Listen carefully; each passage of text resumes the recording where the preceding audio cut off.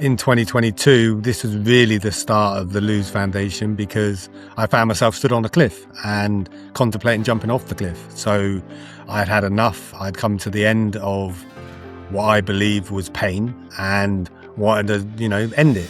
What someone says about you doesn't make any difference, to who you are. Yeah. Your truth lives inside you. And when you follow your truth, it allows you to become the person that you want to be. You talked about the mind. And your personal experience also seemed to have led you to challenge some of the traditional ways people think about recovery. And like you said, most people try to fix the mind, while Luz starts with the body, that the body may hold or express experiences before the mind can fully process them. So tell us, what led you to challenge more conventional way of approaching trauma and recovery? I come from a background of a very spiritual, if you like, in my life, in my ancestral life, in my family. And a lot of what you see out there started really from the teachings of the Egyptians and what they were doing. So if you imagine when you passed away in the Egyptian time, every organ they would put in a sacred jar because they said memories were stored in these organs. The one organ they didn't do that to was the brain. The brain, they literally put a red hot poker up your nose and fried it. You talked about successful people and keeping the body healthy, but oftentimes people appear to be successful externally while they are struggling internally. Why is that? It's because the success they've achieved isn't what the body wants, it's what the mind wants. So when people get rich or they're successful, that gives them money. Money does not make you happy. Money allows you to have choice. When you have choice, that makes you happy. When you're successful and your nervous system is still not giving you choice, it means you still stay in that loop of being unhappy. With burnout, people think that if you do less, that'll help with burnout. Sometimes that's too late. Doing less doesn't help, because what happens when you're in burnout and you try to do less, the energy of the body doesn't change necessarily, it stays the same.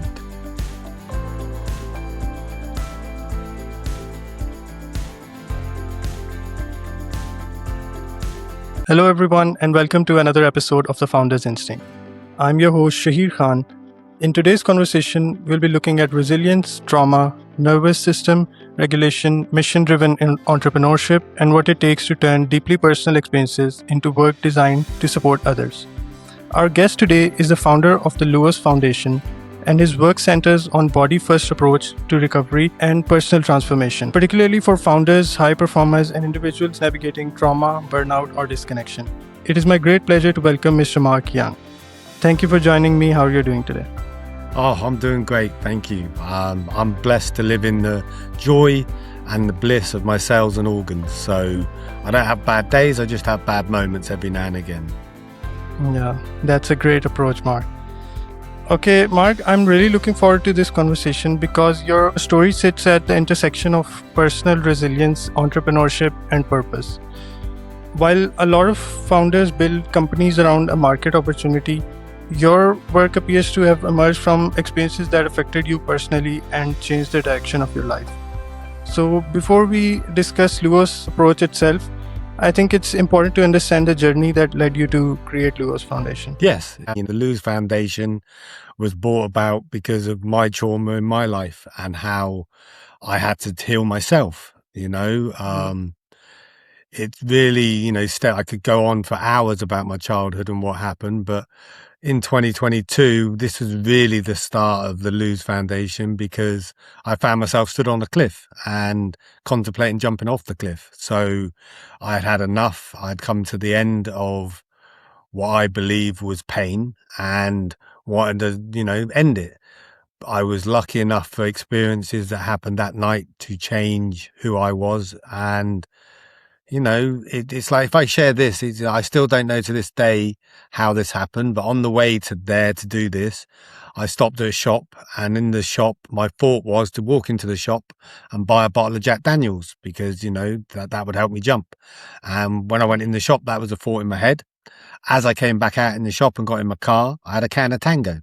To this day, I can't tell you how that happened. We could all say different things, God, universe, luck, whatever you want to call it. But that happened. And it allowed me then to look at my life and realize that I didn't jump. And, I had to find a way to heal myself. And that's what the Luz Foundation was born out of, because it created the 78-day reset over the next few years, and that allowed me to, find my own journey. Because when I was going through the harassment from 2022 to 2025, it built resilience up in me that brought me back. Well, 2020 it started in many ways, but it allowed me to realize that what someone says about you doesn't make any difference, to who you Yeah. are.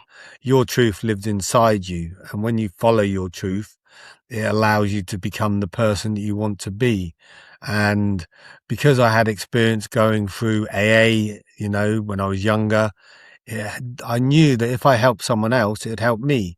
And I wanted to make sure that anyone that was struggling like I did as a youth, with anger, with resentment, they had a different way. Because, when we're told change your thoughts, it's a tagline, change your thoughts. Well, that's easy for someone that has a basis to change their thoughts into. If you don't, you have to have another way. And for me, I spent many years doing speech therapy, CBT, etc., etc. None of it worked because, I was diagnosed back in 2000 something with bipolar. So obviously I had a chemical imbalance in the brain that was causing spikes. And the speech therapy never did anything because it just looped it. It'd remind me all the time. When you go see a therapist and they say, talk about your childhood, when you talk about your childhood, what happens is that energy, that message, that signal, if you like, goes down your vagus nerve into your body. When that goes into your body, it reminds your body of how you felt at the moment the trauma, the abuse was going on.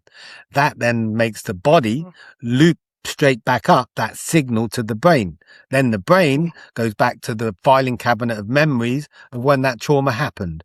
So it just loops and just goes round and round. So you never get out of it.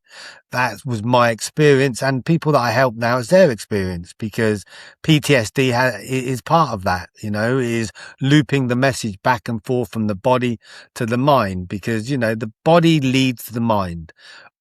80% of signals go up the vagus nerve into the brain. The neurons, neurons are postmen. They go up from the body into the brain and they give messages and they deliver the message. Hormones are the same. Our blood is the same. So constantly our body is talking to our mind, to our brain, telling our brain what it wants it to do. And we've just built a society where we believe now that the mind controls everything, and it doesn't. It's just a translator for the body in the work I do. So really that's, was why I created the Luz, to help others and to help myself first. Yeah. Mark, that was quite an inspiring and powerful journey. Yeah. And what stood out is that LUOS did not begin as an abstract business idea. It grew from a lived experience, as you said, resilience, action, and the decision to turn something extremely difficult into something that could support other people. Yeah, 100%. And yeah. Yeah, 100%. Because when I first went on LinkedIn and started doing what I was doing, I was sharing my story.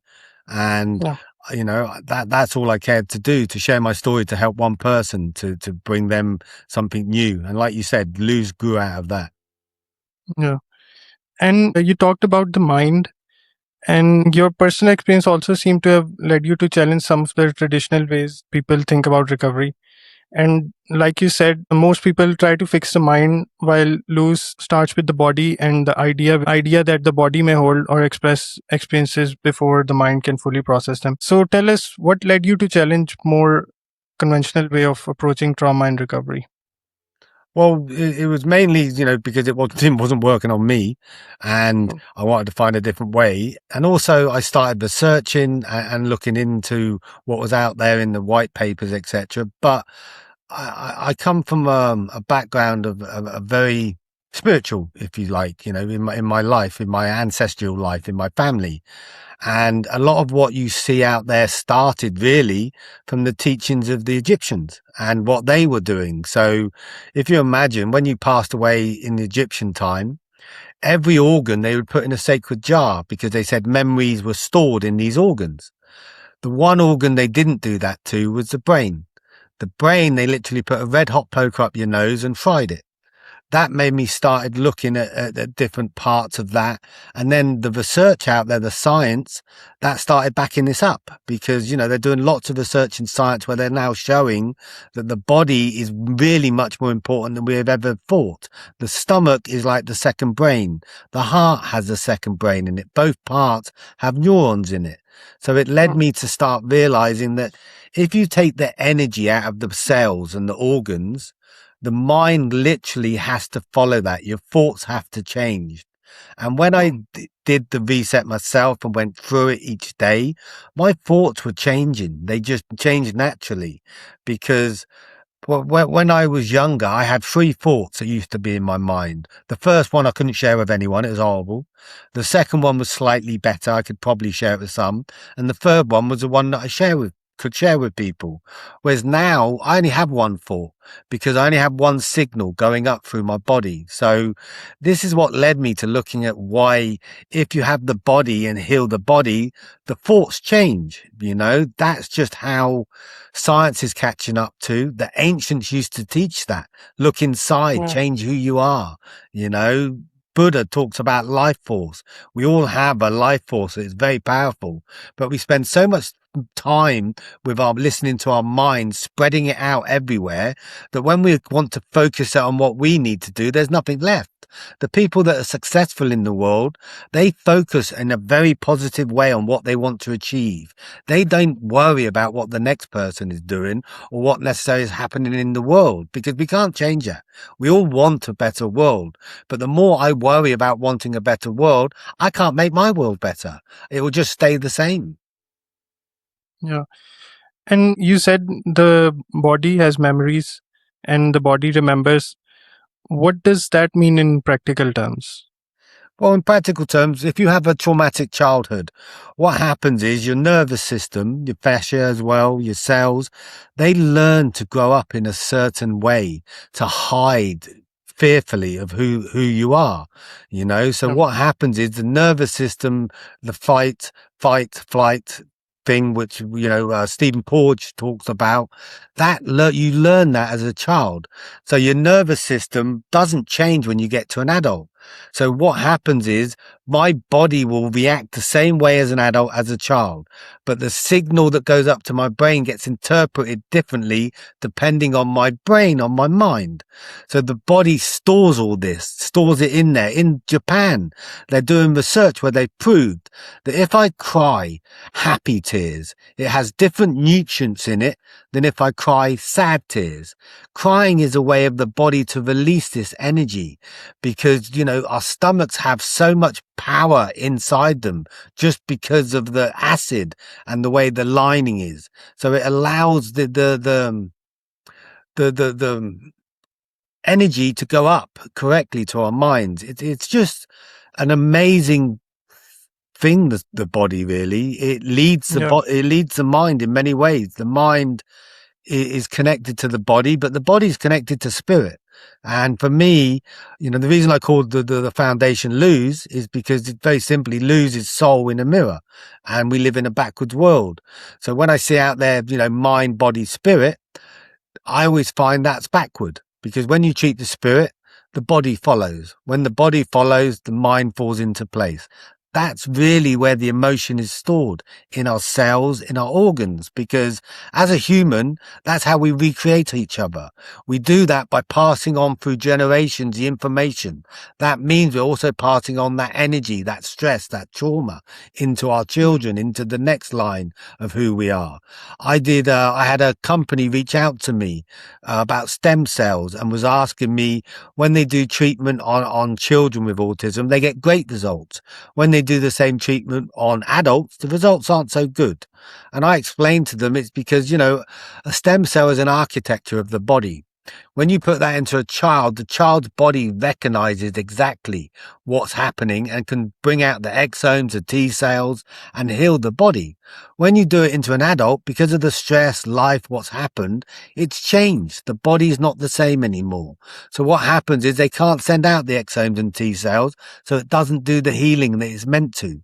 So the work showed me that when you reset the body back to the biological age of 0 to 7 when we were younger, it allows the healing to begin. And it's what they're doing with a lot of the science out there with the supplements they're asking people to take. They're reminding the body, there's a patch you can put, I don't know what the name of it is, but there's a patch people put on that make the body remember how to generate stem cells. It's all about remembering, and the remembering doesn't come from the mind, it comes from the body. If you listen to a song, you feel that song. It takes you back to that period in your life. Then your mind makes up a story about it. The mind is, like I said, to me, is just a translator of what the body is generating. Yeah, and that's quite interesting because I never thought about it like that. And you really gave some really important points about that. So, Mark, how do you explain nervous system dysregulation to someone hearing the term for the first time? Well, I normally explain it in a simple terms to them that if they watch a horror movie, and when you watch that horror movie, if you watch it for the first time and you turn the sound off and don't have any sound, it's actually not that scary. It's just watching it. There's no fear. You don't jump when someone opens a door, does all that. Nothing happens. Then you play it on with sound on. When you do that with the sound, you start jumping, you start whoa, and getting, fearful. It's because it's affecting your nervous system. That's how powerful the nervous system is. The nervous system feels that vibration. So what's happening, and in a movie, when they're building it up, your nervous system is literally getting more and more excited inside you. So when that event happens on the screen, you jump because your nervous system makes you jump. It's not your mind, because your mind visually sees the same thing in a horror film. Same way as if you go on a roller coaster. As a child, as a roller coaster, it's terrifying. You think you might die because your nervous system is in control. It is all you have to go on. The mind has nothing to balance because it's never done it before. So the nervous system is using its own instinct to say, oh, this is dangerous. Well, I better warn, worry. And it gives that jumping and that fearfulness. As an adult on a roller coaster, yes, you still have a bit of joy, but you're not going to die. So the effect is much less. So I use examples like this for the nervous system so people realize that they're controlled by their nervous system, not the way sometimes you see it out there, that it's a separate part of us. The nervous system is the one thing that takes us away from free will. It gives us fear will. Because if your nervous system is dysregulated and is in fear, you make decisions based on that. If your nervous system is free and open, your decisions become free and open. I always describe it also like a steam kettle. If you imagine a steam cooker, so most people, you imagine your nervous system like a steam cooker. The steam cooker is fill up and there's no energy left. So the smallest thing makes the top of the steam cooker blow off on your nervous system. So what you have to do is regulate that by releasing the steam and the energy. It's what I help people in companies now to realize that while you're trying to fix your organization, understand that your organization is broken before your employees even walk in the room. You can't change it by the time they arrive at work. What you need to do is allow them to release the steam before they get into the company doors. That way, when you come with your problem they have to solve at work, they have the capacity to do it. It's the same as road rage. Road rage is created because your nervous system is dysregulated and full. When something happens, someone beeps their horn, you go crazy, you go nuts. So when you allow that release of the energy, the steam as I call it, that allows the nervous system to fall back in place. It's very much the work I do a little on neurodivergence now. When someone's neurodivergent, they don't have a normal release valve all the time. That's why people say, well, they blow up, they get angry, they go nuts. It's not because they do that, it's because the pressure's built up so much that it has no outlet. So it comes out in a big whoosh in one go. Yeah. That's quite interesting. And honestly, I would say it makes a lot of sense.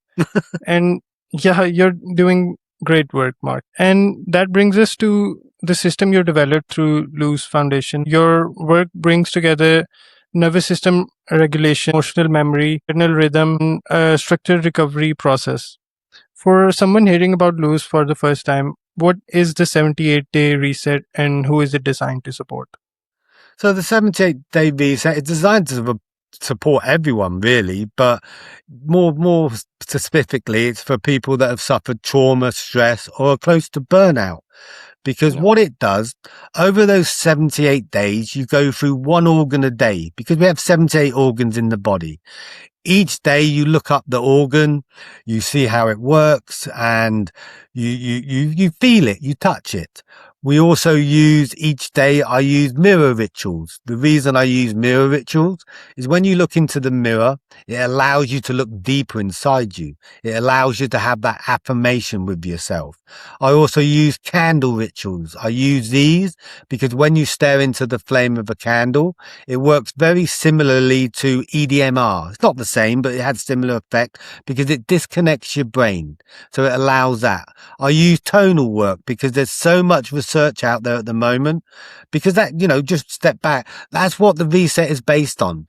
Even though I use ancient knowledge, I backed everything in the reset with the clinical trials, the studies that are out there, because there's thousands of them. Each part of the reset has a clinical study backing it, not from me, but from someone else. Because the tonal work that I do, they know 5 to 8 hertz talks to the heart, is very soothing. 741 is very good for the lungs. But the difference is when I do the work with the reset, the tonal work isn't to be played for your ears. It's to be played to the cells at a very low level, because that then vibrates into the cells and allows the cells to oscillate at the right frequency. Japan are doing a lot of research on this at the moment, of high frequencies, etc. I also have parts of journaling that are part of the reset, but it's all done in the correct order for the person, because every reset that I've done is unique. Not one is the same. The reason for this is because we all vibrate at different frequencies, different levels. We all grew a different way, different environments. They've proved now, if you look it up, they proved that the heartbeat, even though it may seem like it's all beating the same, every person has a unique heart rate, a heartbeat. Every person has a unique heart, a field that comes around them, an aura, if you want to call it. So when I do the reset, the most important part of it is we start with what I call the original blueprint. What that is that is the frequency of the person based on their name. Because like my name's Mark, when I grew, my cells, my organs grew on the name Mark. So that vibration is what my body remembers. When I was young and I was Mark Anthony, my body still jumps to that because I used to get told off when my parents used to say Mark Anthony. So my body still recognizes that. So what the blueprint does is a reading of someone's vibrational energy based on that name. That allows me to map out to a degree of who the person is, how they act, how they vibrate. I also use people's date of birth. I do this because I use some astrology. I've invented a numerology of my own that matches with this. I match it up with the lunar movement, because in the reset, the moon is one of the most important parts. It's where a lot of people with healing or programs go wrong. Remember, the moon controls the ocean. We are 70 odd % water. We have blood. We have intestinal fluid. So in one time of a month, my heart has 45% water. In another time in the month, my heart, it has about 65% water. What that means is naturally certain times of the month are more loving. More work can be done on my heart. I also use neap tides terminology, because twice a month the sun and the moon are in a certain position. When that happens, the ocean is stiller. It's the same with us. In 2 times in a month, my blood, my water, everything in my body is not moving as much. That allows more intense treatment on certain organs, on certain parts of the body. So it all links into unlocking each person individually. You know, I explain to my clients when I start with them, I'm not going to tell you what to do. I'm not here to change you. All I'm doing is holding up a mirror. That mirror will allow you to reflect back your beautiful soul to you. When you see it, you'll resonate with it and you'll create yourself back into that belief system, because we live very simply in the world of the mind. The world of the mind says be fearful. When you're fearful, you start to hate yourself. When you start to hate yourself, you become divided. When you become divided, you're at war. When you're at war with yourself, you feel divided. When you feel divided, you hate yourself. When you hate yourself, you're actually fearful of who you are, so you can't do anything. What I do is make people trust themselves again, trust from the body up, because we've lost that relationship with the body. And when you trust, you have faith. When you have faith, you have belief. When you have belief, miracles happen. And when a miracle happens, it's easy to believe. When it's easy to believe, it's easy to have faith. When it's easy to have faith, then you have trust for yourself. You trust your own decisions and what you're doing. So the reset is very simple. It's 15, 20 minutes a day that you do on your own, in your own private house or wherever you are. I'm there to support people. I have 1 session, 2 sessions or 3 sessions a week with a client where we go through the reset, what's happening with them. Whatever comes up is what happens. So I'm really the container, a guide, if you like. I'm just holding a torch so they can find their way out of the dark. I also use bath rituals, because in the water, you have much more energy through you, because we're part of that. I use shower rituals because cold water therapy is amazing, but you know, you don't have to sit in a tub for half an hour. If you spend 20, 30 seconds under a cold shower, your cells and your organs actually change in that 20, 30 seconds. Also in the reset, we use fasting. Every 6.5 days, people do a 34-hour fast. Only if they can medically do it. I've had people go through the reset with diabetes. The first people that have done that, their blood sugar levels have actually stabilized and become better. I don't put that as a medical term out there because I don't do case studies on this, but that's a result of the reset. The reason you do the fasting is not necessarily for a scientific reason. It's more for an energetical reason. When you fast, your stomach, every 5 to 7 days, the stomach lining relines itself. So when you fast, the stomach is empty, it relines itself on a fresh place, on the original blueprint of who you are. Normally we have food inside us. When you have that food and the stomach relines, you're taking all the energy of the stress of the world that was created around the food. The example I give people is I won't eat in a restaurant where if I walk into that restaurant and no one's smiling, I won't eat there, because what it means is the chef cooking the food is not cooking it in a good place. You'll be unhappy or sad or angry even. So what happens is 40,000 skin cells fall off me every minute, everyone. So the chef's there cooking your food. All this energy is going straight into your food. When you eat it, that means that energy is going into your body. That then goes into your stomach. Your stomach then returns over this anger and hate, and it's in your lining of your stomach. The cells in your stomach renew themselves every 3 to 5 days. The organisms, all the peptides, etc. They do the same thing. That means it refreshes clean. So after the 12 weeks, your stomach is stronger. The lining of your stomach is stronger. It's more as it was when you were a child, with that same energy. On a biological level, not that I've proved this yet, but at some point we will do research on it. We have stem cells in our intestines at the bottom. They normally can't come out because of all the stress and everything else goes on in the stomach. I believe that when you do the reset, they start coming out into your gut flora. Because your stomach lining is stronger, it means that you don't have a leaky gut anymore. So more of these stem cells go into the body. I don't have any medical proof of this at the moment, but it's something in the future that I will start to research. But for me, the most important thing is having someone tell me, Mark, I'm a different person, because everyone that does a reset says the same thing. My life is easier. I have less stress. I have more capacity for the life. Things that would normally bother me don't bother me anymore, Mark. And that to me brings in the joy and the bliss for that person. Because, I've had people come up to me and talk to me and say, Mark, you've got to do more case studies. You have to do them. Well, we seem to forget that in America, they have a whole industry that people got hooked on a drug. I can't remember the name of it, because they lied about the case studies. A case study can be manipulated. So when you see out there someone say, it's a case study, it must be real. It might not be. We don't know, but they might have manipulated it. Because let me tell you, Stanford did some research on a case study just on belief. Belief, just that's it. They don't talk about case studies. They always say, we had a case study, this drug is perfect, it works wonderfully.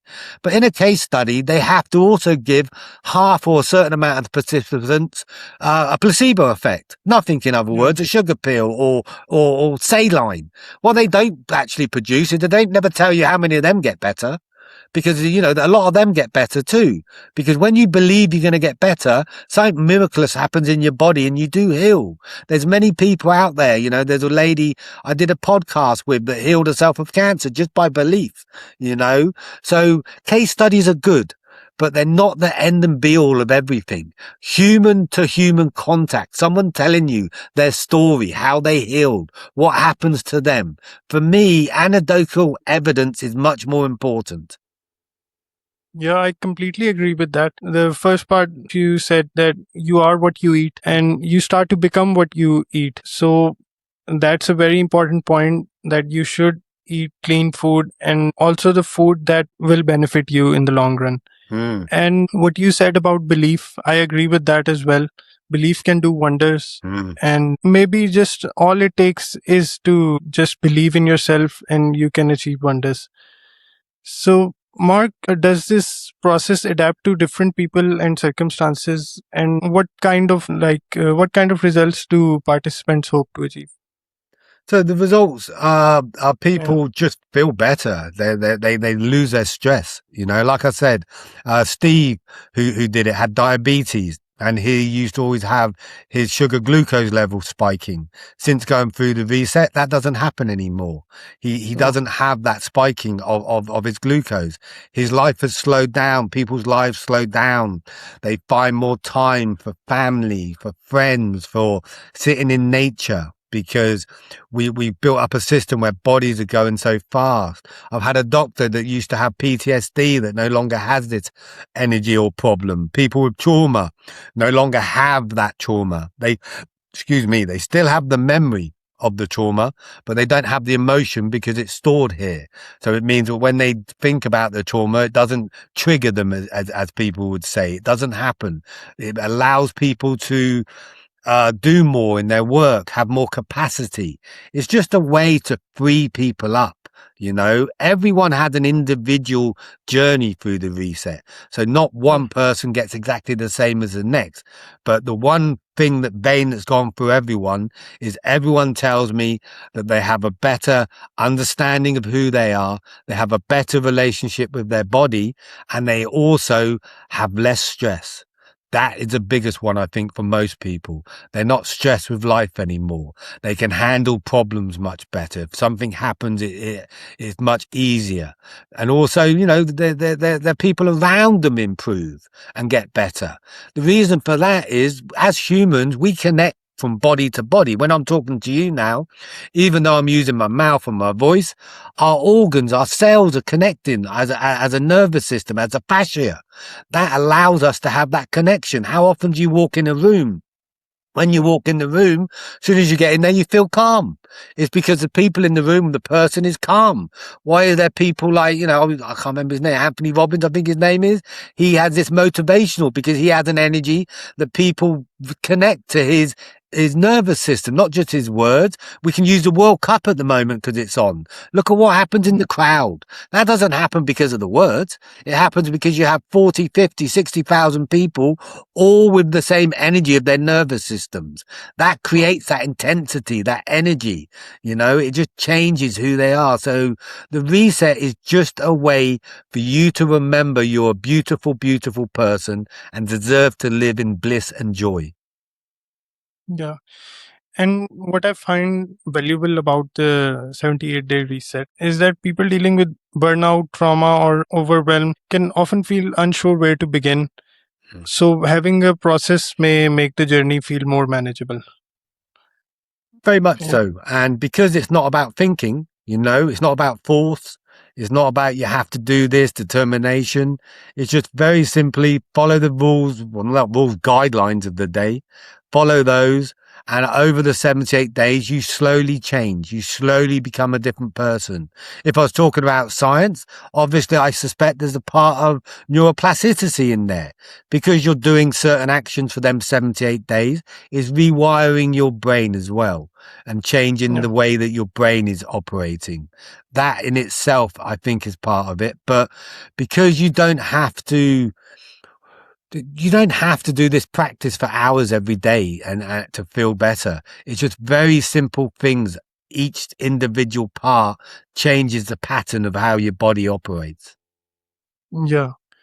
And your understanding of this work was shaped by experiences that were not only personal but also public and prolonged.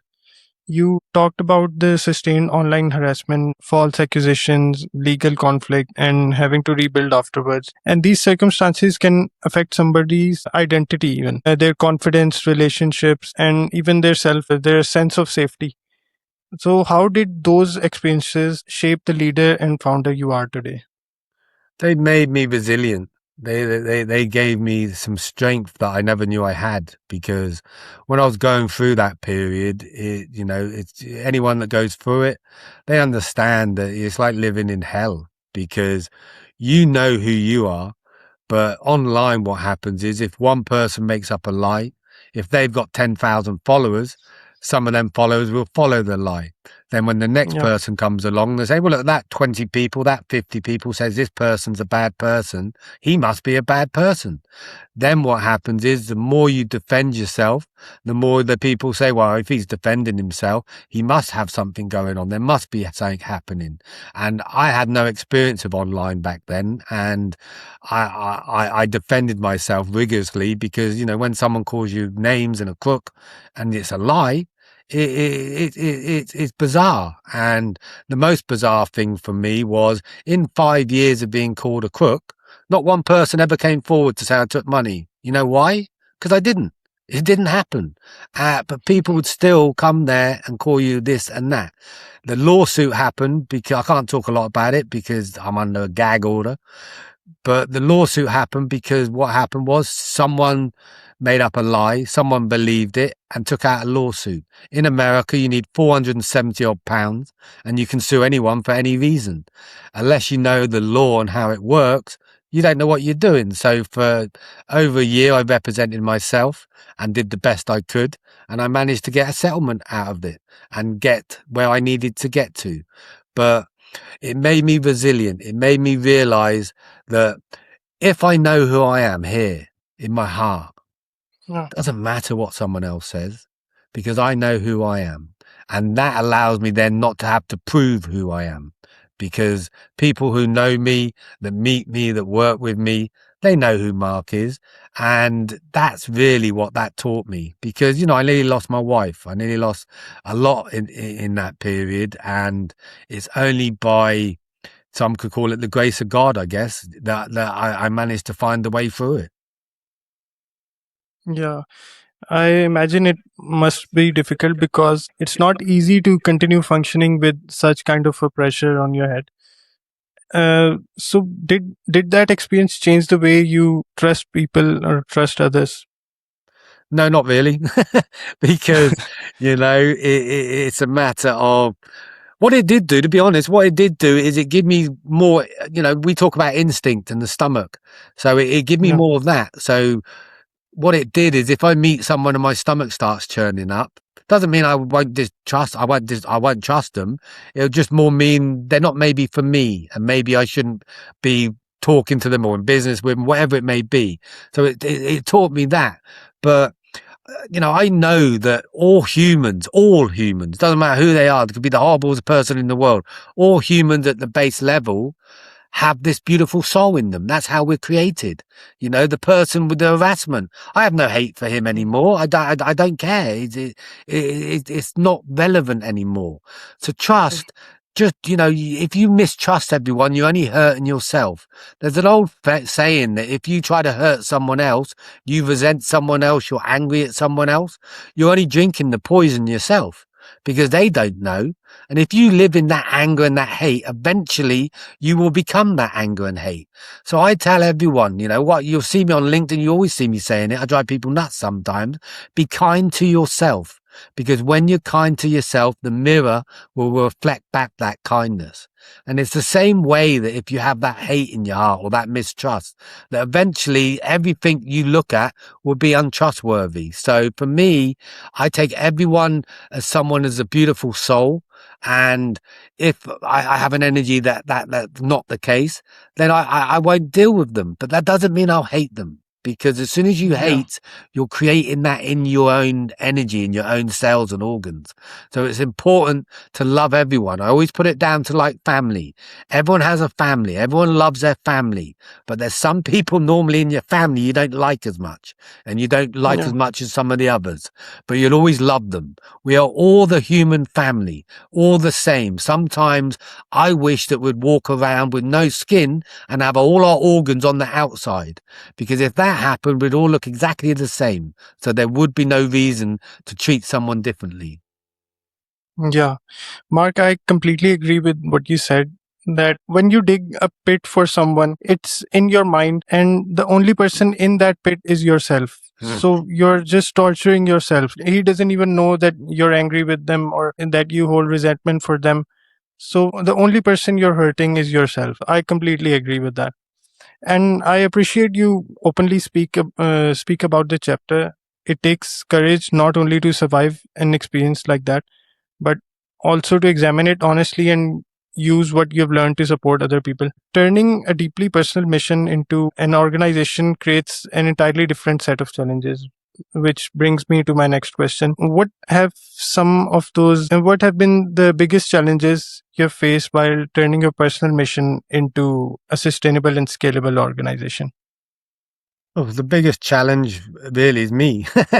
But it's like, Yeah, but on a practical note, it's time. It's yeah, something that when you do something personal and then you have to start spreading the word, because I'm scaling at the moment. I'm trying to, get the message out to more people.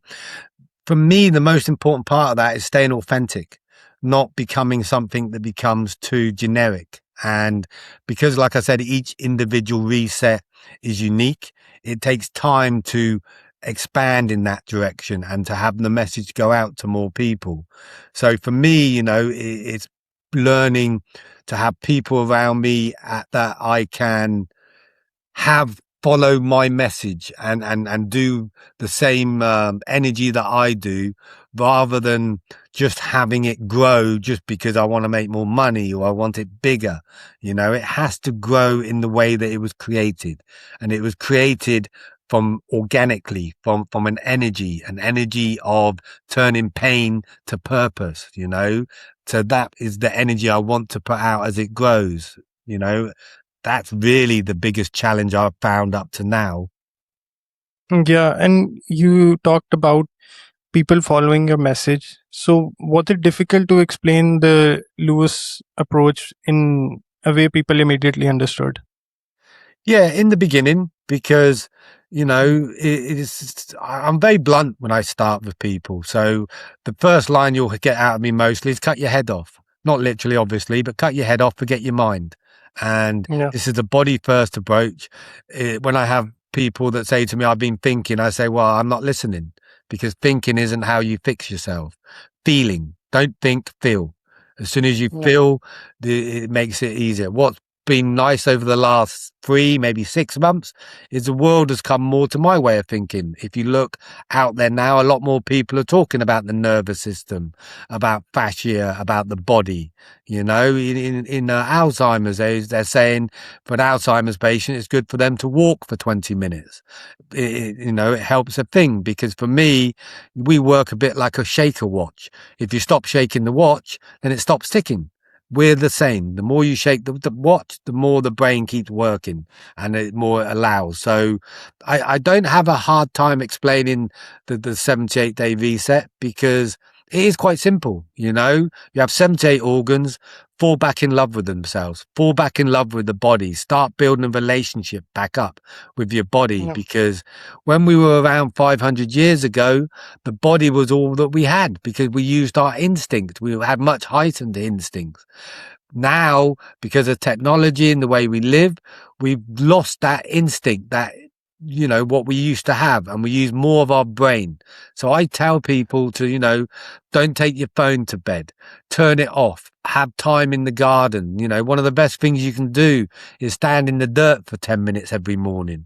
You don't have to pay always for these big plans to do this big stuff. I did a article the other day explaining that you do the 78-day reset. You don't have to keep doing 78-day resets. There is 5 of them that span a year if you wanted to do it, that go deeper and deeper and deeper.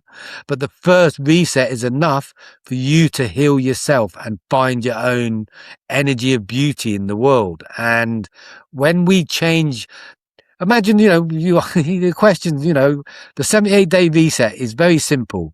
If you have a flat surface and you turn 1 degree to positivity, that ball will roll the whole way down to the bottom to being really, really happy. So I only change someone's 1% sometimes. That's enough for them to do the other 99%. Yeah, that's a great way of looking at it. And Mark, your work also connects with a broader conversation about burnout, trauma, and these subjects are discussed far more openly now. But greater visibility does not mean greater understanding. So now, with the growing awareness about stress, burnout, and mental well-being, where do you think the society still misunderstands trauma and recovery? Well, they still think it lives in the mind. So they still think treating the mind will help with the trauma and stress. And with burnout, people think Mm. that if you do less, that'll help with burnout. Sometimes that's too late.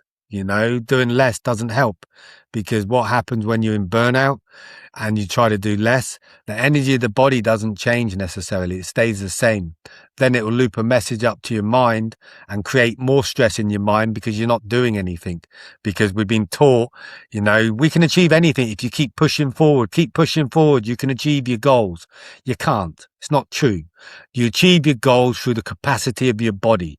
When someone's successful, it's not because they had the best idea or the smartest person or worked the hardest even. Sometimes it could just be luck. But most of the time it's because their nervous system has more capacity to handle the changes, to know that in the future, if they've got more to do, the nervous system will be able to handle it, because the body protects itself.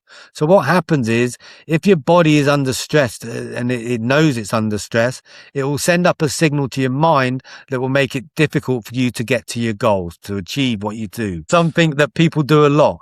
We also hear a lot of the time now, we hear about imposter syndrome. People are talking all the time about imposter syndrome. All imposter syndrome is, you're successful, your mind already knows you're successful, happy about it, but your body hasn't caught up. So it sends up the signal to the mind that, I'm not supposed to be here. The mind then says, I'm an imposter. That's how it works. Burnout works the same, but in reverse.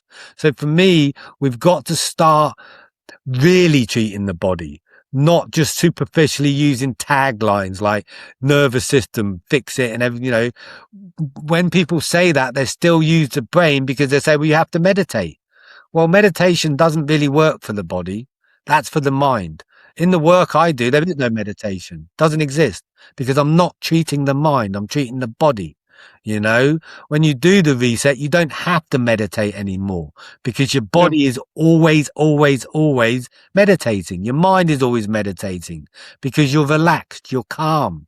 That's all you're trying to achieve with meditation. But what you're doing is you're trying to get the brain to tell the body to relax. The body can't relax because the brain tells it. It doesn't work that way, in my understanding, because I started looking at, creation. If you think creation, we created by the first part of creation is your heartbeat, 22 days. Second part is your skin grows, 24 days or so. 26 days-ish, your stomach lining grows. When these three things are happened, the brainstem starts after it. So it means that these three things are there before the brain even exists. So if you want to really do something from the root, do it from that level. Do it from the root of your stomach. Do it from your heart. Do it from your skin, because the skin is your first antennae into the world. It's the most biggest organ. It's 2 meters if you stretch it out. Not that you would, but if you did. Same size as the yoga mat, funny enough. It just means that we treat the body with disrespect and we pretend that it's not important. Always remember, the brain cannot exist without a body, but the body can still function without a brain. I did a lot of research on starfish. And why does a starfish regenerate when you cut its arm off? The reason is it doesn't have a brain. So it doesn't have fear. It has just intestinal fluid. So it doesn't do hemostasis. I had a magazine print all about it, did an article. Because what happens in a human, if I cut my finger, my brain stupidly tells me, oh my God, you're bleeding, you're going to die. I ain't going to die from a cut finger, but it does all the actions to do scar tissue and close it as quick as possible.